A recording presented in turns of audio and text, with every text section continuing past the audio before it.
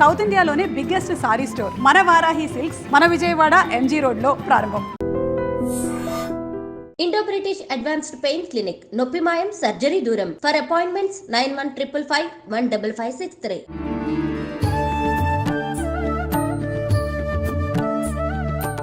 నమస్కారం, welcome to I dream. ధర్మ మార్గం విత్ విజిత కార్యక్రమానికి స్వాగతం. అయితే మన నిత్య జీవితంలో మనం కొంతమందిని చూస్తూ ఉంటాం.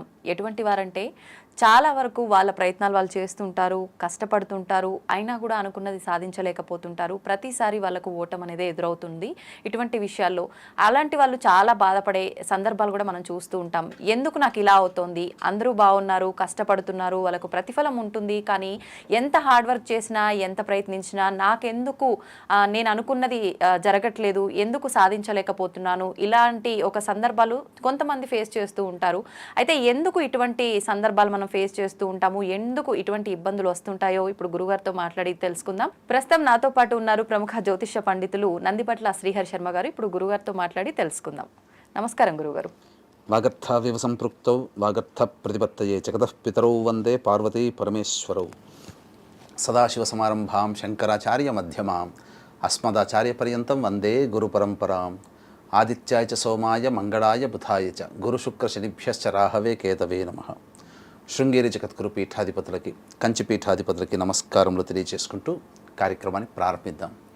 గురుగారు, చాలామంది మనం చూస్తూ ఉంటాము, రకరకాలుగా పాపం వాళ్ళ ప్రయత్నాలు వాళ్ళు చేస్తూనే ఉంటారు, చాలా కష్టపడుతుంటారు, అయినా కూడా అనుకున్న ఫలితం రాదు. అసలు ఫలితమే రాకుండా ఓటమిని ఎదురు చూసే చవి చూసే రోజులు కూడా వాళ్ళకి ఎక్కువగా కనిపిస్తూ ఉంటాయి. చాలా విసిగి వేసారిపోతుంటారు. అరే ఎందుకు నాకు ఇలా అవుతుంది అని చెప్పి జీవితంపై కూడా విరక్తి చెందుతూ ఉంటారు. అసలు ఇటువంటి సమస్యలు రావడానికి కారణం ఏంటంటారు గురుగారు? ఈ చెప్పబడినటువంటి సమస్యల గురించి ఏదైతే మీరు చెప్పారో వాటన్నిటికీ కూడాను ప్రధానమైనటువంటి దోషాలు. ఎందుకనంటే జాతక చక్రాన్ని కనుక పరిశీలన చేసినప్పుడు ప్రధానంగా మనిషి ఎన్ని ప్రయత్నాలు చేసినా దైవానుగ్రహంతో లేదా పెద్దల ఆశీర్వాదంతో కొన్నిసార్లు ప్రయత్నం చేయగానే ఆ ప్రయత్నంలో విజయం అనేటువంటిది పొందుతారు. కానీ ఎన్ని ప్రయత్నాలు చేసినా ఏ ప్రయత్నంలో విజయం కాకుండా అపజయం పొందుతూ చదువుకున్న చదువుకి తగ్గ ఉద్యోగం లభించక, పెళ్ళి కాక, సంతానం కలక్క, ఇంకా చెప్పాలి అని అంటే ఎక్కడో ఉండాల్సినటువంటి వాళ్ళు మధ్యస్థాయి జీవితంతో గడుపుతున్నారు అని అంటే ఖచ్చితంగా వాళ్ళ కుటుంబంలో 5 రకాల శాప ప్రభావాలు అనేటువంటివి ఉంటాయి. శాపాలు 5 రకాల శాప ప్రభావాలు ఆ కుటుంబాన్ని గనక పట్టి పీడిస్తున్నాయి అని అంటే ఖచ్చితంగా ఇప్పుడు చెప్పుకోబోయేటువంటి విషయాల్లో వాళ్ళు ఇబ్బందులు పడుతున్నారనే చెప్పవచ్చు. ఎటువంటి దోషాలు గురుగారు? అవి పితృశాపము, స్త్రీ శాపము, గురు శాపము, దైవ శాపము, సర్పశాపము. ఈ 5 శాపాల ప్రభావం వలన మానవుడు ఇబ్బంది పడుతూ ఉంటుంటాడు. ఈ 5 శాపాల నివృత్తికి ఏక పరిహారంగా కొన్ని పరిహారాలు కనుక చేసుకున్నట్లయితే తప్పకుండా ఆ మానవుడు ఏ వ్యక్తి అయితే బాధలు పడుతున్నాడో ఆ బాధల నుంచి మరుక్షణమే విముక్తిని పొందడం జరుగుతుందమ్మా. అంటే ఈ 5 ఉంటేనే ఇలాంటి ఇబ్బందులా, లేదంటే వీటిలో ఏదో ఒకటి ఉన్నా కూడా అటువంటి ఇబ్బందులు వస్తుంటాయంటారా? ఇటువంటి ఇబ్బందులు ఉన్నాయనంటే ఈ 5ట్లో ఏదైనా ఒకటి కావచ్చు. ఓకే, ముఖ్యంగా ఏది ఉండవచ్చు అంటారు? ముఖ్యంగా పితృశాపము, కనబడకుండా బాధించేటువంటిది స్త్రీ శాపము, అలాగే జాతకం చూడగానే చూసేటువంటిది విధానం కనబడేటువంటిది సర్పశాపము, దైవ శాపం వల్ల కూడా మానవుడు ఎదగలేడు. ఇలా 5 రకాల శాపాలు ఖచ్చితంగా ఉంటేనే ఈ రకమైనటువంటి ఎదుగుదల మానవుడికి ఉండదు. గురుగారు, పితృదోషం అని చెప్పి నేను అసలు ఇంతకుముందు కూడా విన్నాను. ఏంటి గురుగారు పితృదోషం అంటే? పితృదోషం అని అంటే మనము 2 రకాలుగా మనం దాన్ని అన్వయించుకోవచ్చమ్మా.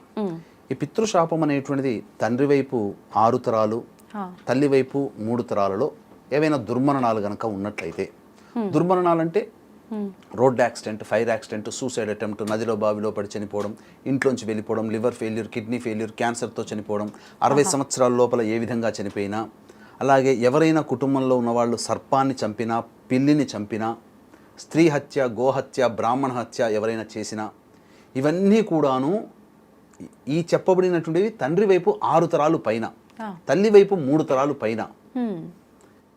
ఆ తరంలో వాళ్ళు మళ్ళీ బాబాయిలు, పెదనాన్నలు, ముత్తాతల తాతల తమ్ముళ్ళు, అన్నదమ్ములు, అలాగే తల్లి వైపు ఇవిలా ఎవలా ఉన్నప్పటికీ ఎలా ఆ విధంగా దుర్మరణాలు పాలైతే ఖచ్చితంగా అది ఆ తరువాత తరం వాళ్ళని పట్టి పీడిస్తుంటుంది.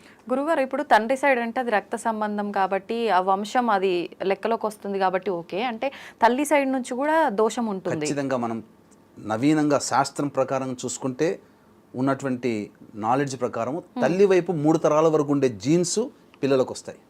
అందుకనే మేనమామ పోలికలు, అమ్మమ్మ పోలికలు, తాతయ్య పోలికలు అని అంటారు కదా. అందుకని తల్లిని ఆడవాళ్ళని పెళ్లి చేసుకున్నాక వాళ్ళవి ఎందుకు వస్తాయని అని చెప్పడానికి లేదు. ఇది గురుగారు పితృదోషం అన్నారు కదా, ఇది అంటే ఏదైనా శాస్త్రంలో ఉందా దీని గురించి, ఎక్కడ రాయబడి ఉంది దీని గురించి, మీకు ఎలా తెలుసు? ఈ పితృశాప ప్రభావం గురించి నాకు అంటే నేను చిన్నతనం నుంచి కూడా ఈ సంబంధించినటువంటి సదాచార వృత్తిలో ఉన్నాం. కానీ పూర్వజన్మ పుణ్యవశాత్తు ఈ జ్యోతిష శాస్త్రం అబ్బింది. అనేక సందర్భాల్లో జ్యోతిష్యంలో మన దగ్గరికి వచ్చేటువంటి వ్యక్తుల యొక్క సందేహాలు నివృత్తి చేస్తూ వస్తూ ఉన్నాం. 2009లో నా డెబ్యూ జరిగింది ఈ ప్రసార మాధ్యమంలో, TV 9లో స్టార్ట్ అవ్వడం జరిగింది. తర్వాత నుంచి అనేక ప్రసార మాధ్యమాల్లో ఈ ఉన్నటువంటి లీడింగ్ ఛానల్స్ అన్నిట్లో, శాటిలైట్ ఛానల్స్ అన్నిట్లో ప్రోగ్రాంలు అనేటువంటివి పిలవడం జరిగింది, చేయడం జరిగింది.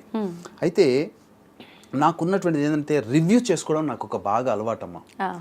అంటే జాతక సమస్యల దగ్గరికి వచ్చినప్పుడు వాళ్ళకి పరిహారాలు ఇవన్నీ చెప్పినాం. దగ్గరుండి నిజాయితీగా పరిహారాలు, గ్రహ జపాలు అయితేనేమి, హోమాలు అయితేనేమి, అభిషేకాలు అయితేనేమి, వివిధ రకాల పాశుపత ప్రయోగాలు అయితేనేమి, ఇవన్నీ కూడా దగ్గరుండి చేయించాం. అయినప్పటికీ కూడా కొంతమందికి చాలా మటుకు సమస్యలు తీరాయి, కొన్ని సెక్షన్స్లో ఉన్నటువంటి వాళ్ళకి సమస్యలు తీరలేదు. ఈ సమస్యలు తీరకుండా నాకేమనిపించేదంటే మనం చేసినటువంటి విధానంలో ఏమైనా లోపం ఉందా, లేదా అతని జాతకంలో ఏమైనా లోపం ఉందా, మనకు అంతుపట్టకుండా ఉన్నది. ఇది 2009 నుంచి నేను గమనిస్తున్నాను. అయితే 2013వ సంవత్సరంలో ప్రస్తుతం ఇప్పుడు చెప్పబోయే వ్యక్తి లేరమ్మా. ఈ G24 న్యూస్లో శివలింక శర్మ గారని వచ్చేవారు, ముసలాయన, పెద్ద ఆయన. ఆయన ఒకసారి 2013లో నన్ను డిబేట్కి పిలిచారు. సోదరా రండి అంటే పుత్రభావంతో పిలిచాడు.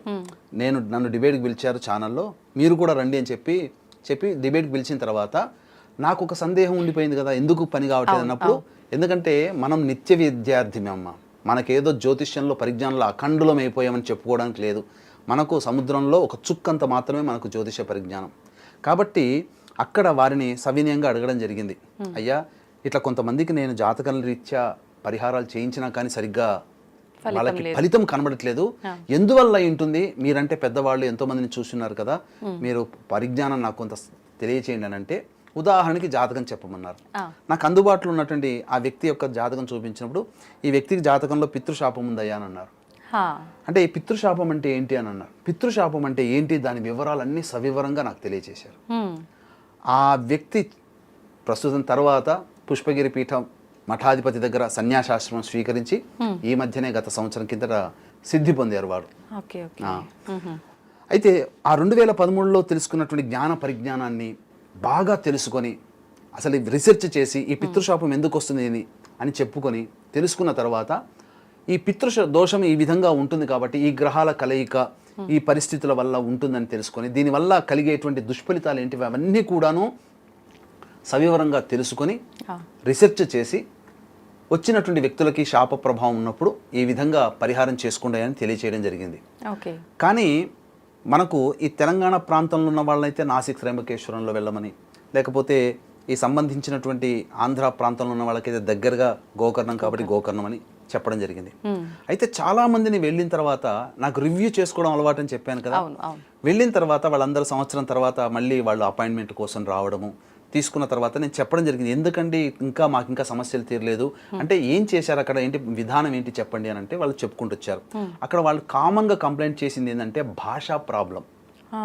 మాకు అక్కడ భాష మా తెలుగులో మాట్లాడట్లేరు, వాళ్ళు చెప్తున్నటువంటి మందిని అట్లా 100 మందిని అక్కడ కూర్చోబెట్టి గుంపుగా కూర్చోబెట్టి సామూహికంగా సంకల్పం చెబుతున్నారు, మేము పక్క వాళ్ళని చూసి ఒక మెకానికల్గా యంత్రంలాగా చేస్తున్నాం కానీ ఒక ఫీలింగ్తో మేము చేసుకోలేకపోతున్నాము అని చెబుతూ, గోకర్ణంలో కూడా ఏంటంటే తండ్రి ఉన్నవాళ్ళు ఈ యొక్క పూజలు పితృ కార్యక్రమాలు చేయకూడదమ్మా, కానీ డబ్బు మీద ఆపేక్షతో అక్కడ శాస్త్రాన్ని పక్కకు పెట్టి తండ్రి ఉన్న వాళ్ళ చేత కూడా గోకర్ణ క్షేత్రంలో చేయించారట కొన్ని సందర్భాల్లో. అయితే వాళ్ళందరూ చాలామంది ఏకకంఠంతో పలు సందర్భాల్లో ఇన్ని చెప్తున్న మీరే ఎందుకు చేయించకూడదు ఈ పూజలు అని చెప్పడం జరిగింది. అనంటే అది ఒక ఆటం బాంబు లాంటిది. దాన్ని జాగ్రత్తగా డీల్ చేస్తేనే మనకి ఏ విధమైన ఇబ్బంది ఉండదు. కానీ దాంట్లో ఒక మిస్యూజ్ చేశామనంటే ఆ ప్రభావము నన్ను ఇబ్బంది పెట్టినా పర్వాలేదు, నా తర్వాత తరాల వాళ్ళని కూడా పట్టి పీడిస్తుందమ్మా.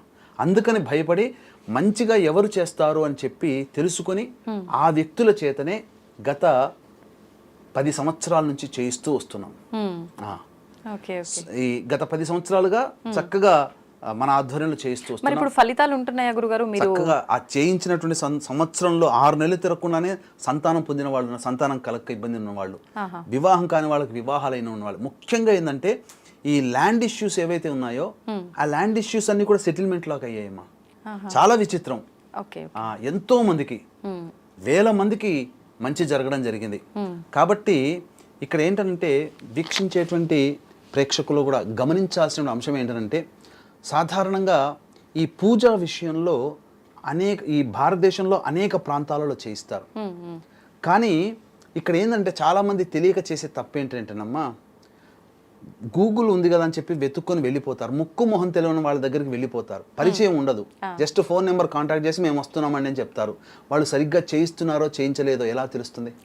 ఇక్కడ ముఖ్యంగా ఏంటనంటే శాస్త్రం తెలిసిన వ్యక్తి అయితే బ్రాహ్మలు కాబట్టి చక్కగా వాళ్ళు ప్రతినిత్యం కార్యక్రమాలు చేసుకుంటారు కాబట్టి వాళ్ళని చక్కగా చేయిస్తారు. కానీ అన్యులకి, ఇతర కులస్తులకి ఈ విధానం తెలియదు కదా, నామమాత్రంగా ఈ యొక్క విధానంతో చేయిస్తున్నారు. అంటే పురాణోక్తంగా చేయిస్తున్నారు. నేను గమనించింది. అందుకనే దగ్గరుండి ఈ యొక్క ప్రతి కార్యక్రమాన్ని చేసేటప్పుడు దగ్గరుండి ఈ కార్యక్రమాలు దగ్గరుండి చేయించడం జరుగుతుందమ్మా. అంటే పురాణోక్తంగా చేయించినప్పుడు ఏమవుతుంటే వాళ్ళకి ఫలితం దక్కట్లేదు, పులోమని వెళ్ళిపోతున్నారు. ఈ మధ్య చాలా మంది చూసుకునేటట్లయితే శాస్త్రీయంగా ఎక్కడ చేసుకున్నారో వాళ్ళకి తెలియకపోతున్నారు, దానివల్ల నష్టపోతున్నారు. అందుకని ఈ నష్టం వాళ్ళకి జరగకూడదు, సశాస్త్రీయంగా మంచిగా జరిగి. ఎందుకనంటే మంచి ఉంటుంది, చెడు ఉంటుందమ్మా. ప్రతి వృత్తి గౌరవప్రదమైనటువంటిదే. ప్రతి వృత్తిలో మంచి వాళ్ళు ఉన్నారు, మోసం చేసి సంపాదించే వాళ్ళు కూడా ఉన్నారు. అట్లాగే ఈ పితృదోషాన్ని అడ్డు పెట్టుకొని దుర్మార్గంగా కూడా సంపాదించే వాళ్ళు ఉన్నారమ్మా. ఏదో తూతూ మంత్రంగా ఈ పిండ ప్రదానం జరిపించి ఇదే పితృదోషం అండి అని చెప్పేవాళ్ళు కూడా ఉన్నారు. అలాంటి సంఘటనలు కూడా జరిగాయి. కాబట్టి మనము ఏ ప్రాంతంలో జరిగని పేరు చెప్పకూడదు, కానీ ఆ ప్రాంతంలో ఫలితాలు పొందక రివర్స్ అయిపోయి మళ్ళీ మన దగ్గరకు వచ్చి ఈ పరిహారాలు మీరైతే దగ్గరుండి చేయిస్తున్నారట అని చెప్పి చేయించుకొని వెళ్ళిన వాళ్ళు ఉన్నారు, సంతోషంగా ఉన్నవాళ్ళు కూడా ఉన్నారు. కాకపోతే ఇక్కడ గమనించాల్సినటువంటి అంశం ఏంటంటే ఈ పితృదోషము అనేటువంటిది ఉన్నప్పుడు, మానవుడికి సమస్యలు ఉన్నప్పుడు మాత్రమే ఈ పితృదోష పరిహారాలు చేసుకోవాలమ్మా. అంటే ఇప్పుడు ఇందాక మీరు చెప్పినట్టుగా ఇటువంటి సమస్యలు ఎవరికైతే ఉన్నాయో, ఎదుగుదల లేకుండా ప్రతి దాంట్లో ఇబ్బంది ఎదురవుతుందో వాళ్ళు, అలాంటి వాళ్ళు అంటే ప్రత్యేకించి పితృదోషంకి సంబంధించిన పూజలైన గురుగారు, ఇందాక మీరు చెప్పినట్టుగా స్త్రీ దోషానికి, స్త్రీ శాపానికి, వీటన్నిటికి కూడా ఇదే రకమైన పూజలు ఉంటాయా? దేనికి దానికి సపరేట్గా ఉంటాయా? మొత్తానికి ఈ 5 రకాల శాప నివృత్తికి తిల హోమాలు చేస్తాము. అయితే గురుగారు, నిజంగా ఈ పితృదోషం ఇప్పుడు మనం మాట్లాడుకున్న దాన్ని బట్టి చాలా మంది అనుకుంటారు, అరే మేము కూడా ఇలా ఇబ్బందులు పడుతున్నాము, మరి మాకు కూడా పితృదోషం ఉందేమో అని ఒక సందేహం ప్రతి ఒక్కరిలో వస్తుంది. నిజంగా వాళ్ళకు ఆ సందేహం క్లియర్ అవ్వాలి అని అంటే మనం ఇంకా డీటెయిల్గా చెప్తే బాగుంటుంది. అటువంటి వారు ఎటువంటి సమస్యలు ఉంటాయి ప్రత్యేకించి? ప్రతి ఒక్కరు కూడా ఇప్పుడు మీరు చెప్పినట్టుగా ఈ పూజ చేసుకుంటేనే పరిహారం అనేది దొరుకుతుందా, లేదంటే ఎవరికి వారు చేసుకునేది కూడా ఉంటుందా? మీరు చెప్పిన ప్రకారంగా ఆ పూజ చేసుకోవాలి అని అంటే అందరికీ అందుబాటులో ఉంటుందా, ఎక్కువ ఖర్చుతో కూడుకున్నదా? ఇటువంటి విషయాల గురించి తెలియజేయండి. తప్పకుండా. అసలు ఇప్పుడున్నటువంటి కాలంలో ప్రతి కుటుంబంలో ఈ పితృశాపం ఉందమ్మా. ఇప్పుడు ఏ కుటుంబానికి తీసినా తండ్రి వైపు 6 తరాలు, తల్లి వైపు 3 తరాల్లో దుర్మరణం పాలు కాని వ్యక్తులు ఎవరున్నారమ్మా? అంటే పూర్వకాలం నేను ఎందుకు చెప్తుంటే రీసెర్చ్ చేశాను కాబట్టి 10 సంవత్సరాల నుంచి వీటి మీద ప్రత్యేక రీసెర్చ్ చేసి ఉన్నాను కాబట్టి చెప్తున్నానమ్మా. 30 సంవత్సరాల కిందట మీరు విన్నారా ఈ పితృశాపాల గురించి? లేదండి. అంటే ఈ పితృశాపం అనేటువంటిది ఎలా ఏర్పడుతుందంటే తాత కాలంలో, అనగా మన తాత కాలంలో ఏర్పడింది అనుకోండి. ఎవరైనా దుర్మరణం పాలయ్యారు అనుకోండి, ఆ తాతకి ఆల్రెడీ సంతానం మన తండ్రి పుట్టుంటారు. కాబట్టి ఆ పుట్టిన సంతానం మీద ఎఫెక్ట్ పడదు. ఎవరి మీద పడుతుంది? మనవలుగా పుట్టిన మన జనరేషన్లో పడుతుంది. మనవాళ్ళు. ఎందుకనంటే తాత కాలంలో ఒక దుర్మరణం జరిగింది అంటే తాత అన్నదమ్ములో, అక్క చెల్లెల్లో పోయి ఉంటారు, దుర్మరణం పాలై ఉంటారు. వెంబడే ఆ దుర్మరణం తాలూకు దోషము, ఎందుకంటే దుర్మరణం పాలైన వ్యక్తికి ఆత్మకి మోక్షాన్ని పొందదు, అది వేదన. అంటే ఒక గర్భవతి ప్రసవించేటప్పుడు ఎంత బాధపడుతుందో అంతకి 1000 రెట్ల బాధని ఆ మోక్షాన్ని పొందని ఆత్మ అనుభవిస్తుంది. దుర్మరణం పాలవడం వల్ల ఆత్మకి మోక్షం కలగదు. ఆ బాధ అనుభవిస్తుంది కాబట్టి ఆ బాధని విముక్తి చేసేందుకై పలు రకాల సమస్యలు అనేటువంటివి ఉంటాయి. ముఖ్యంగా ఈ పితృశాపము అనేటువంటిది తాత కాలంలో జరిగి ఉంటుంది. దుర్మరణం ఆల్రెడీ సంతానం కలిగి ఉంటుంది ఆ తాతకి, మన తండ్రో తల్లో పుట్టుంటారు. వారికి ఇంకా వివాహం కాక ఉండవచ్చు. వివాహం అది ఎవరి మీద పడుతుంది? తర్వాత తరం మీద పడుతుంది, అంటే మనవల మీద పడుతుంది. ఆ తండ్రి కానీ తల్లి కానీ వివాహం చేసుకుని వారు సంతానం కలిగి ఆ సంతానం పెరిగిన తర్వాత ఇప్పుడు ఆ సంతానం ఇబ్బందులు పడుతున్నారు. అంటే మనవాడు ఒక్కడైనా అమ్మాయిలున్నా పడుతుంది, అబ్బాయిలకున్నా పడుతుంది. ఇవన్నీ కూడా ముఖ్యంగా గమనించుకున్నట్లయితే ఇది ఆ 30 సంవత్సరాల కిందట పితృదోషం లేనటువంటిది ఇప్పుడు అందరికీ ప్రతి కుటుంబంలో ఉంది. అందుకని ఇప్పుడు చూడండి, ఈ పితృశాపం ఉన్నటువంటి కుటుంబాలలో దుర్మరణాలు అంటే రోడ్ యాక్సిడెంట్, ఫైర్ యాక్సిడెంట్ కదా ప్రతి కుటుంబంలో ఎక్కువగా జరుగుతున్నాయి. ప్రతి చోట దుర్మరణాలు ఉన్నాయి. ఎందుకు దుర్మరణాలు అవుతున్నాయి? రోడ్లు పెరిగాయి, వెహికల్స్ పెరిగాయి, మనుషుల్లో స్టామినా అంటారు, అంటే మానసికమైనటువంటి స్టామినా తగ్గిపోయింది. చిన్నదానికి కూడా సూసైడ్ చేసేసుకుంటున్నారు. ఇలా కుటుంబంలో జరుగుతున్నాయమ్మా. అంతే ఇక చెప్పాలి అంటే ప్రతి కుటుంబంలో ఈ యొక్క పితృశాపం ఉన్నట్టే లెక్క, అందులో నో డౌట్. మరి దీనికి పరిహారం ఏంటంటే వారసులుగా మన బాధ్యత ఏంటంటే వాళ్ళు పంచిచ్చిన ఆస్తుల్ని అనుభవించడానికి మనకెంత అర్హత ఉంటుందో వాళ్ళకి సంబంధించినటువంటి దోష నివారణ చేసే బాధ్యత కూడా మనది. కానీ చాలామంది దీన్ని నమ్మక ట్రాష్ అని చెప్పి పక్కకు పెట్టేస్తారు, కానీ చాలా సమస్యలు ఎదుర్కొంటారమ్మా. ఎటువంటి సమస్యలు అనేటువంటి కలుగుతాయంటే ముఖ్యంగా ఈ సమస్యల వల్ల ఇక్కడ ప్రధానంగా కుటుంబ సభ్యుల మధ్య అవగాహన ఉండదు. తండ్రి మాట కూతురు కొడుకులు వినరు, తల్లి మాట కూతురు కొడుకులు వినరు, ఎవరికి వారే యమునా తీరైనట్టుంటుంది. అలాగే తరచూ యాక్సిడెంట్స్కి గురి అవుతూ ఉంటుంటారు కుటుంబంలో. అలాగే మందులకి నయం కాని రోగాలతో బాధపడుతూ ఉంటుంటారు. డాక్టర్ దగ్గర పోతారు, డయాగ్నోస్ అవుతుంది, ఏం లేదండి హాయిగా మంచిగా ఉండండి ఏం లేదని అంటుంటారు, కానీ అనారోగ్యంతో బాధపడుతూనే ఉంటుంటారు.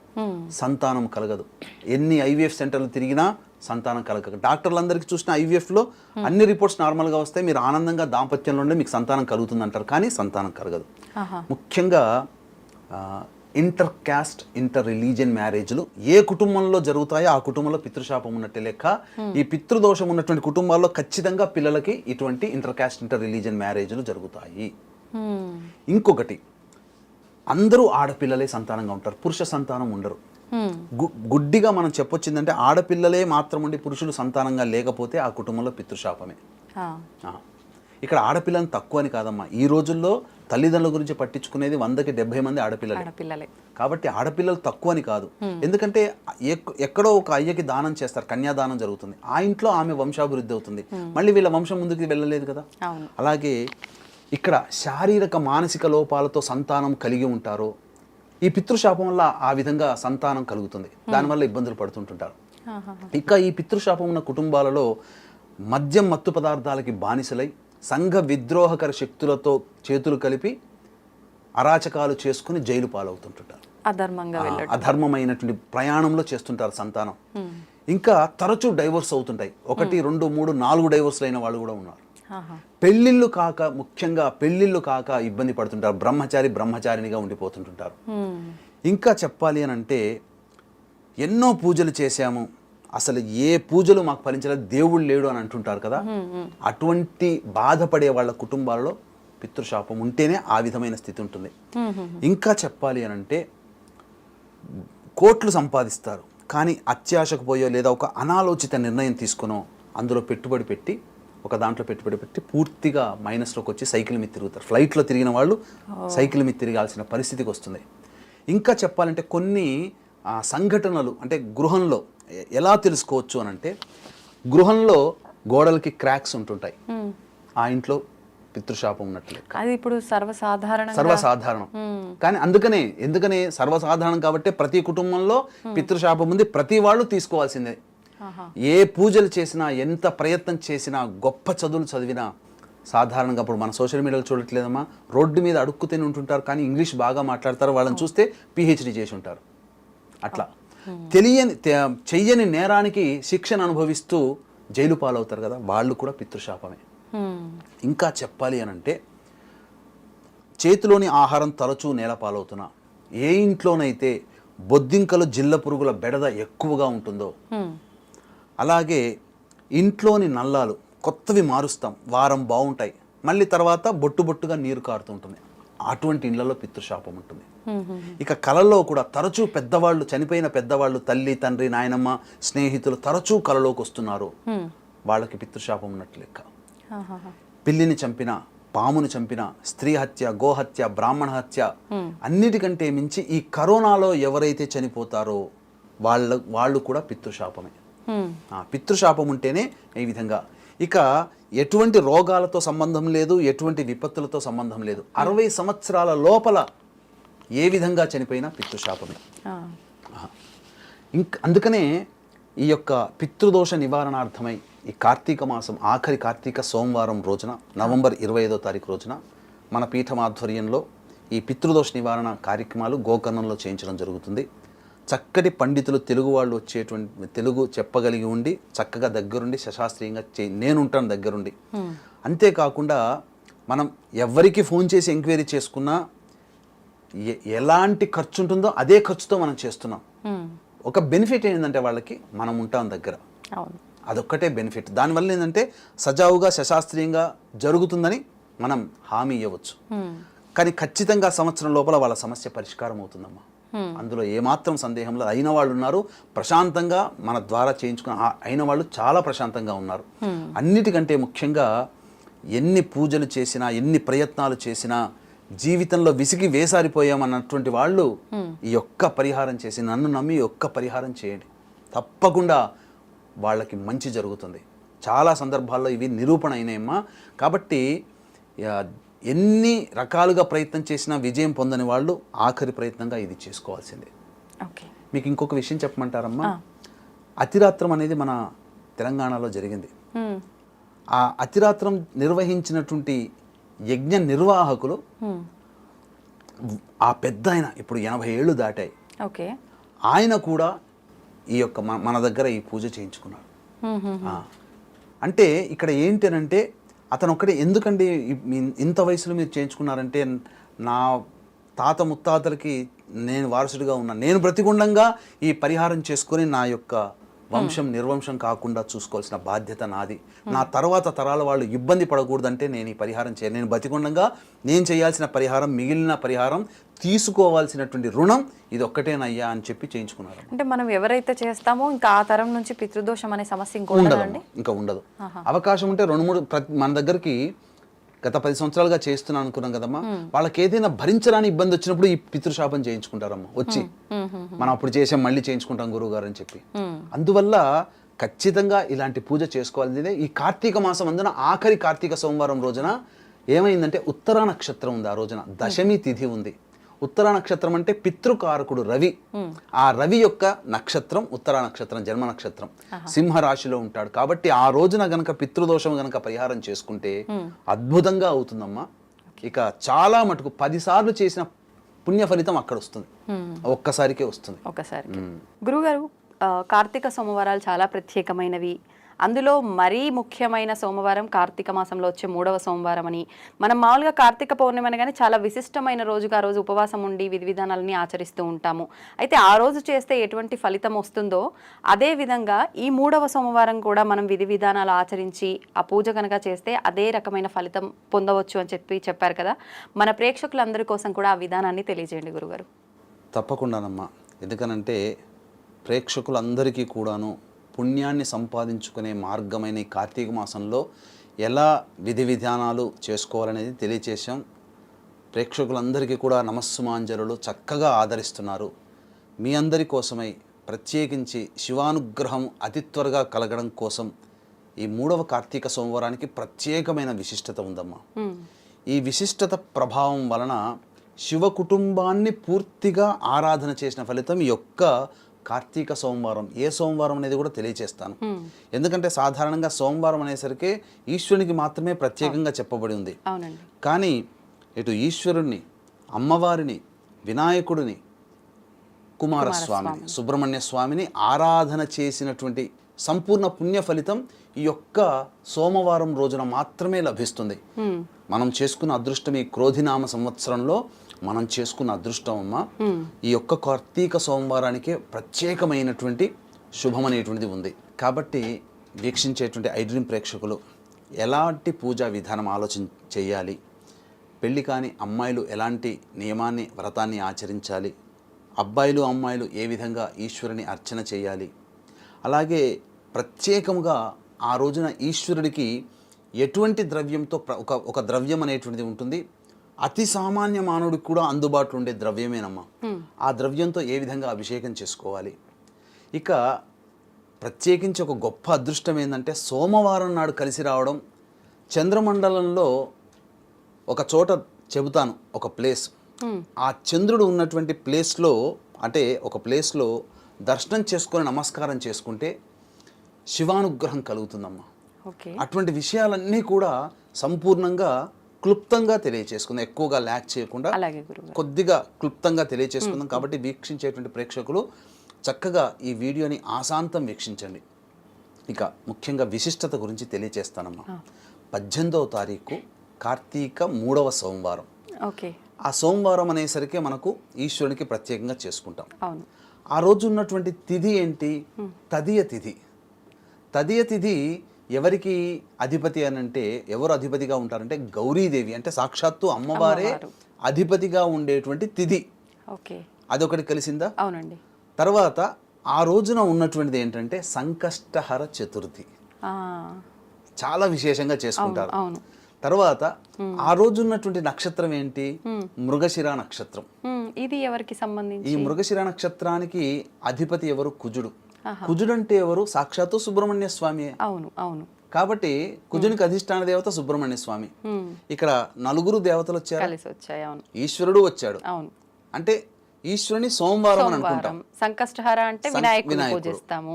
తదియ తిథి గౌరీదేవి అమ్మవారికి. తర్వాత మృగశిర నక్షత్రం సుబ్రహ్మణ్య స్వామికి. సోమవారం కార్తీక సోమవారం అని అంటున్నాము, కానీ శివుడికి సంబంధించిన ఆరుద్ర నక్షత్రం, శివుడి యొక్క జన్మ నక్షత్రం ఆరుద్ర. ఆ ఆరుద్ర నక్షత్రం ప్రదోష కాలంలో ఉంటుంది. ఎంతటి పుణ్యమమ్మా ఆ రోజున. నిజంగానే అండి, చాలా పుణ్యమమ్మా. నిజంగా మన ప్రేక్షకులకు చాలా మంచి విశేషమైన రోజు. ఎందుకంటే అన్ని కార్తీక సోమవారాలలో శివ పరివారం మొత్తము ఉండేటువంటి రోజు ఆ ఒక్క రోజు మాత్రమే. కాబట్టి చక్కగా సంకష్టహర చతుర్థి వ్రతాన్ని చేసుకునేటువంటి వాళ్ళు ఎవరైతే ఉంటారో ఆ సంకష్టహర చతుర్థి వ్రతాన్ని చక్కగా ఆ రోజున ఆచరించండి. ఆ రోజున గణపతి హోమం చేసుకున్న చాలా విశేషం అమ్మా. ఇక తరువాత ఇక గమనించాల్సినటువంటి అంశం ఏంటంటే తదియ తిథి కదా, గౌరీ అమ్మవారి ఆరాధన. గౌరీదేవి అధిష్టాన దేవతగా ఉండే తిథి ఆ రోజున.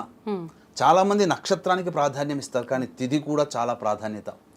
ఇక ఆ రోజున మృగశిర నక్షత్రం కదా, సుబ్రహ్మణ్య స్వామి ఆరాధన చేసుకున్న వాళ్ళకి కుజదోషములు తొలగిపోతాయి, వివాహ ప్రయత్నంలో ఆటంకాలు తొలగిపోతాయి. ఇక ప్రదోషకాల సమయంలో ఆరుద్ర నక్షత్రం ఉన్నప్పుడు ఏం చెయ్యాలనేటువంటిది మనం తెలియచేసుకుందాం. ముఖ్యంగా ఆ రోజున ఎలా ఆచరించాలి? పొద్దున్నే బ్రహ్మముహూర్త కాలంలో 3 గంటల కల్లా లేచి కాలకృత్యాదులు తీర్చుకొని 4 గంటల కల్లా చక్కగా ఆ పూజా మందిరాన్ని శుభ్రపరచుకొని శివ పరివారం ఉన్నటువంటి చిత్రపటం, అంటే అమ్మవారు, ఈశ్వరుడు, వినాయకుడు, సుబ్రహ్మణ్య స్వామి వాహనములు ఉన్నటువంటి శివ కుటుంబ పరివారం ఉన్న చిత్రపటం ఉంటుంది. ఆ చిత్రపటానికి మల్లెపూలమాల కానీ అలాగే గన్నేరు పూలమాల కానీ వేసి చక్కగా ఆవు నేతితో దీపారాధన చేసి, ఆ యొక్క వీలుంటే ఇంట్లో అభిషేకం చేసుకోగలిగే ఉంటే శివలింగానికి శివాయ నమః అనుకుంటూ అభిషేకం చేసుకోండి.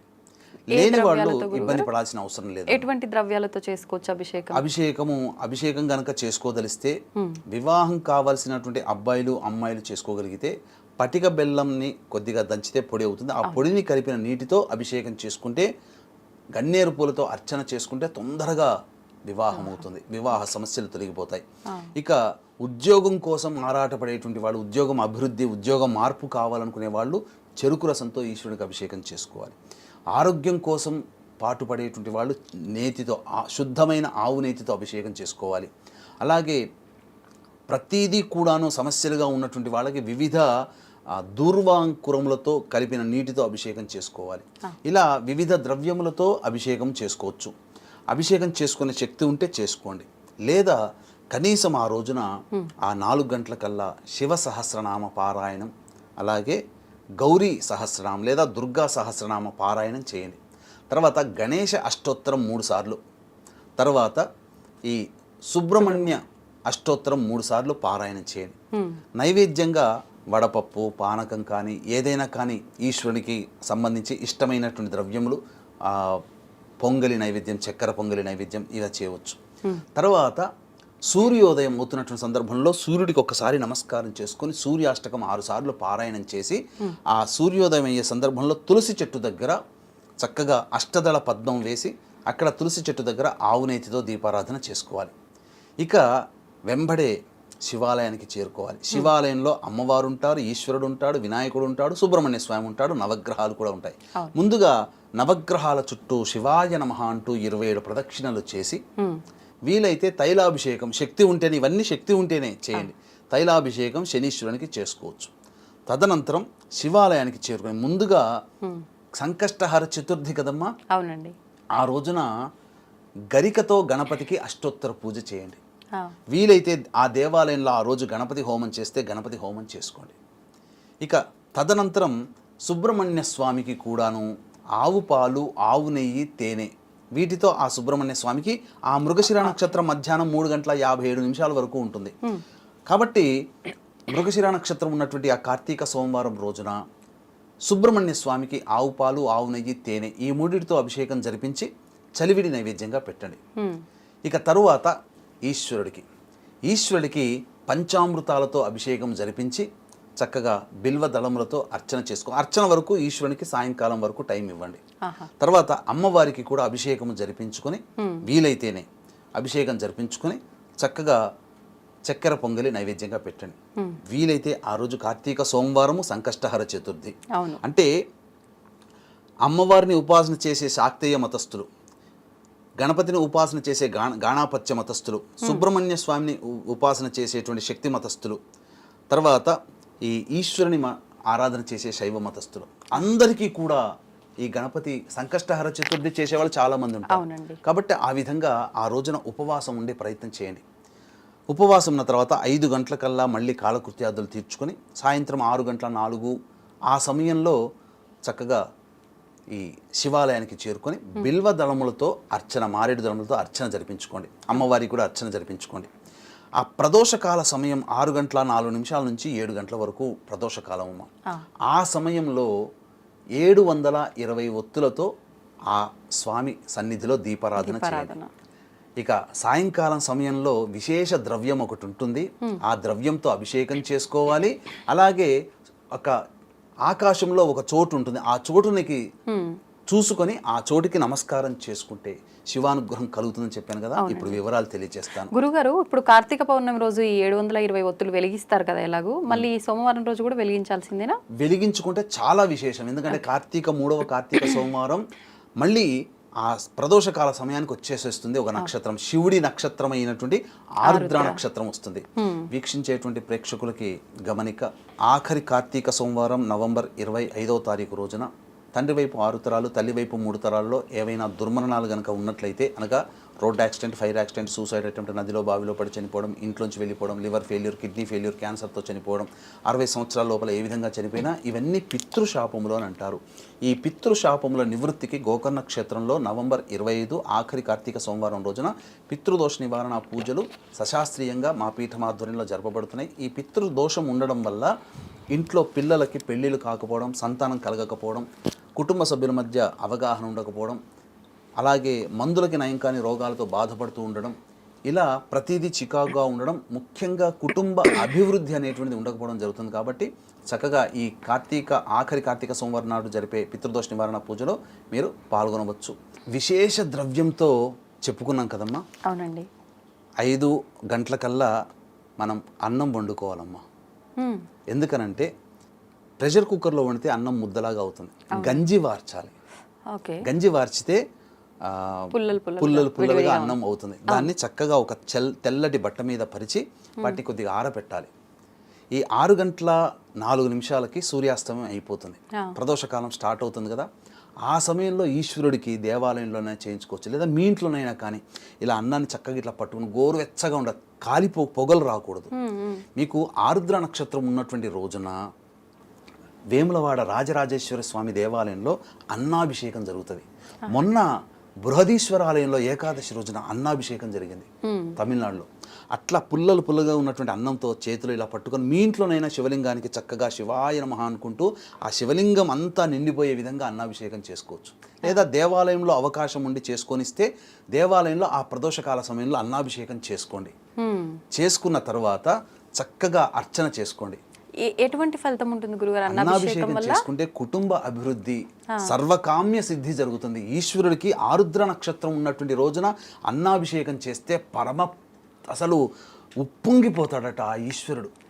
నాకు ఇంత అన్నాభిషేకం అంటే ప్రపంచంలో అన్నగత ప్రాణ కలియుగే అన్నగత ప్రాణ, మన ప్రాణాన్ని అన్నం రూపంలో పెట్టి ప్రాణాన్ని సమర్పించినంత విధానం. ఇప్పుడు పూర్వకాలంలో కంటిని సమర్పించి తిన్నడు భక్తుడయ్యాడు. విష్ణువు కంటిని సమర్పించి సుదర్శన చక్రాన్ని ఈశ్వరుని ద్వారా పొందాడు. ఇంతకుముందు చెప్పుకున్నాం. మన ప్రాణము కలియుగే అన్నగత ప్రాణ అన్న సూక్తి కాబట్టి అటువంటి ప్రాణం, మన ప్రాణంతో సమానమైన అన్నముని ఆ ఈశ్వరునికి అభిషేకం చేస్తే మనకు దీర్ఘాయువు లభిస్తుంది. అలాగే కుటుంబ సమృద్ధి అవుతుంది, అంటే కుటుంబం అభివృద్ధి అవుతుంది. అలాగే మన జీవితంలో అన్ని కోరికలు నెరవేరుతాయి. ఆ అన్నాభిషేకం అవకాశం ఇస్తే పురోహితులు, అర్చక స్వాముల వారు దేవాలయంలో చేయండి, లేదా మీ ఇంట్లోనైనా 6 to 7 మధ్యలో చేయండి. చేసిన తర్వాత సమయం ఉన్నప్పుడు దేవాలయానికి వెళ్ళి 360 ప్లస్ 360 720 ఒత్తులతో ఆవు నేతితో దీపారాధన చేయండి. అయితే వీక్షించేటువంటి ప్రేక్షకుల్లో మొన్న కార్తీక పౌర్ణమి రోజున, అనగా కార్తీక పౌర్ణమి రోజున చాలామంది 100కి 70% మంది ఊరా వాడలా దీపారాధనలు చేసి ఉంటారు. కానీ ముఖ్యంగా ట్రైన్ జర్నీ చేస్తున్న వాళ్ళు, బస్ జర్నీ చేస్తున్న వాళ్ళు, సొంత వెహికల్స్లో జర్నీ చేస్తున్న వాళ్ళు, లేదా వాళ్ళున్న ఊర్లో ఆ ప్రదోషకాల సమయంలో ట్రావెల్ చేస్తున్న వాళ్ళు, విమానాల్లో జర్నీ చేస్తున్న వాళ్ళు, కొంతమంది ఆడవాళ్ళకి ఋతుక్రమం వచ్చి ఉండడం వల్ల ఇబ్బంది అయిపోయి చేసుకోలేని వాళ్ళు, కొంతమందికి రక్త సంబంధీకులు మరణించడం వల్ల మైల వచ్చినటువంటి వాళ్ళు చేసుకోలేని వాళ్ళు, వీళ్ళందరికీ కూడా ఆ కార్తీక పౌర్ణమితో సమానంగా ఉన్నటువంటి ప్రత్యేక సందర్భం మనం చేసుకున్న అదృష్టం. ఈ యొక్క 3వ కార్తీక సోమవారం 18వ తారీఖు రోజున వెంబడే రావడం, శని ఆదివారాలు గ్యాప్ వచ్చి మళ్ళీ సోమవారం, ఆ రోజున దీపారాధన చేయండి. కార్తీక పౌర్ణమి రోజున చేసుకోలేకపోయామనే బాధ ఈ 3వ కార్తీక సోమవారం అయినటువంటి నవంబర్ 18వ తారీఖు రోజున తీరుతుంది. ఆ తదనంతరం ఆకాశంలోకి చూడాలమ్మా. ఆకాశంలో ఆరుద్ర నక్షత్రం ఉంటుంది.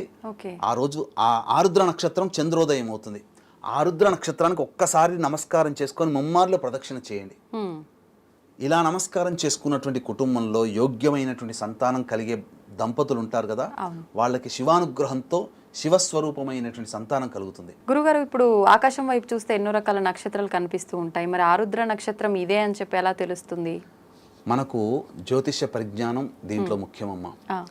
ఏంటనంటే 27 నక్షత్రాల్లో చంద్రుడు తిరుగుతూ ఉన్నప్పుడు చంద్రుడు ఏ నక్షత్రానికి దగ్గరగా ఉంటాడో ఆ రోజు ఆ నక్షత్రం ఉంటుంది. సూర్యాస్తమయ సమయానికి ఆరుద్ర నక్షత్రానికి పక్కనే చంద్రుడు ఉంటాడు. ఇది గుర్తు. తర్వాత ఏ నక్షత్రం ఆ రోజు ఉంటుందో ఆ సమయానికి, సాయంకాల సమయానికి ఆ నక్షత్రానికి దగ్గరలో చంద్రుడు ఉంటాడు. కాబట్టి ఆకాశంలో చంద్రుడు ఉన్నటువంటి పక్కన చుట్టుపక్కల ఆరుద్ర నక్షత్రం ఉంటుంది. ఇప్పుడు ఈ నక్షత్రంతో పాటు ఇంకా వేరే నక్షత్రాలు ఏమైనా చంద్రుని దగ్గర? ఒక్క నక్షత్రం కాదు, ఒక్కొక్క నక్షత్రము కొన్ని నక్షత్రాలతో సమూహం. ఆరుద్ర నక్షత్రం ఎలా ఉంటుందనంటే శివతాండవం చేస్తున్నటువంటి విధానంగా ఉంటుంది. శివతాండవం చేసే మ్యాప్ ఎలా అయితే ఉంటుందో ఈశ్వరుడిది, ఆ విధంగా నక్షత్రాలు ఉంటాయి, పొందిక అలా ఉంటుంది. ఒక బండ గుర్తు ఏంటనంటే ఆరుద్ర నక్షత్రానికి చంద్రుడికి పక్కన ఒక కొంత రేడియస్ సర్కిల్లో ఒక 3 నక్షత్రాలు ఒకే గీత మీద ఉంటాయి. ఆ 3 నక్షత్రాలు మధ్య దూరం కూడా సమానంగా ఉంటుంది.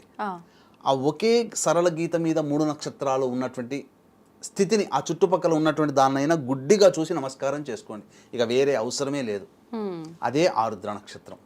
అంటే 3 నక్షత్రాలు కాదు, శివన్ తాండవమూర్తి ఉన్నటువంటి, నటరాజమూర్తి ఉన్నటువంటి స్వరూపముగా నక్షత్రాల కలయిక అలా ఉంటుంది, పొందిక.